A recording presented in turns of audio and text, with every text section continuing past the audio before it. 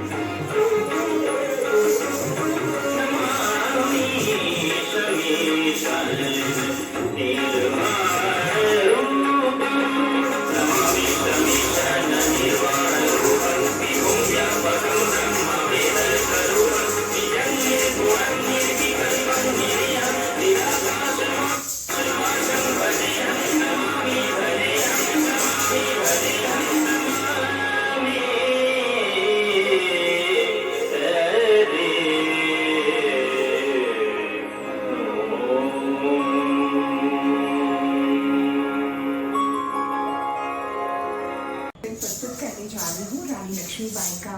मेरे कार्यक्रम की अंतिम प्रस्तुति रानी लक्ष्मीबाई के सुभद्रा कुमारी चौहान जी, उनके जीवन पे आधारित एक बहुत खूबसूरत, उन्होंने जो रानी लक्ष्मीबाई के ऊपर जो बहुत सुंदर एक कविता लिखी, उसको संगीत में शुभा मुद्गल जी ने गाया है। उसी की एक रचना रानी लक्ष्मीबाई के जीवन का वृतांत आपके सामने अभिनय में प्रस्तुत करने जा रही हूँ। मुझे उम्मीद ही नहीं, पूरा विश्वास है आप लोगों को खासी पसंद आएगी। आप लोगों के सामने प्रस्तुत है रानी लक्ष्मीबाई के जीवन का, रानी लक्ष्मीबाई की महान गाथा।